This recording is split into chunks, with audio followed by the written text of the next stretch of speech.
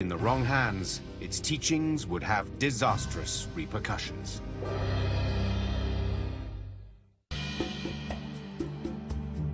The 16th century was marked by the unprecedented spread of the Jewish mystical tradition known as Kabbalah. It began when the Zohar and other metaphysical works were translated into Latin. Christian philosophers were eager to study Kabbalah and thought it might clarify some of the enigmas of their own faith. They're very much interested in Kabbalah, especially as the Zohar is perceived as a text that was written more or less in that period of Jesus Christ. Hence, they assume that there is an uncontaminated, pure Judaism of the time of Christ, which entails the truths of Christianity. This assumption was the foundation of what is often called Christian Kabbalah. Renaissance thinkers also used Kabbalah to better understand the works of Pythagoras and Plato, whose philosophical thinking mirrored certain aspects of Jewish mysticism. Some historians claim the philosopher Gottfried Leibniz, who invented calculus, and even Isaac Newton studied Kabbalistic ideas. I wouldn't assume that modern science is based on Kabbalah, but certainly the people who created modern science and modern philosophy, there was an interest in Kabbalah. Meanwhile, Kabbalah was also being studied by two men who would unwittingly cause one of the worst catastrophes in Kabbalah's history. Shabbatai Tzvi was born in what is now Izmir in Turkey in 1626. As a young man, Tzvi suffered from recurring nightmares about demonic attacks. He turned to the Zohar for explanation and solace. Shabbatai Tzvi was apparently a very gifted but very troubled young man who had reached a crisis by the age of 40. Scholars now conclude that Tzvi experienced alternating states of deep depression and manic euphoria.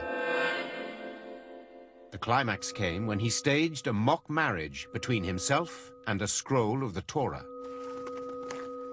It was the nature of his affliction to periodically violate the commandments publicly and be thrown out of a community on a wave of scandal.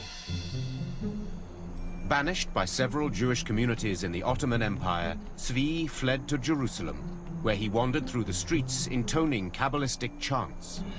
In 1665, Tzvi met Nathan of Gaza, a young man who was studying Kabbalah. They spent several weeks together traveling through what is now Israel. Over time, Nathan became convinced that Tzvi was the Messiah. He proclaimed to crowds of people that the Messiah had indeed arrived. The good news sped from synagogue to synagogue in the Ottoman Empire, and then it spread to Europe.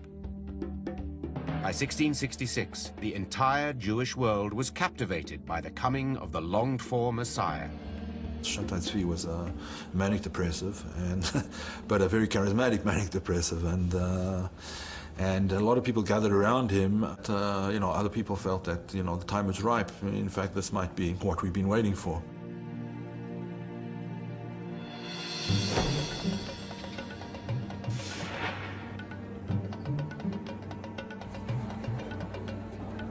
In early 1666, Ottoman soldiers arrested Tzvi and took him to the Sultan's residence. The Sultan sentenced him to death for creating a public frenzy. The Turkish Sultan gave him an offer you can't refuse, namely, convert to Islam or I'll cut your head off, because if you are the Messiah and I cut your head off, you'll be able to put it back. If Shabbatai Tzvi had been willing to have been martyred, this might have created another phenomenon such as Jesus. Here's the Messiah dying for his faith. But Shabbatai Tzvi took the easy way out and converted to Islam. When Tzvi emerged from the palace a Muslim, a handful of supporters followed his example and converted to Islam. However, the vast majority of Jews were outraged. Orthodox Jews accused Kabbalists of heresy and blamed Kabbalah for leading them astray.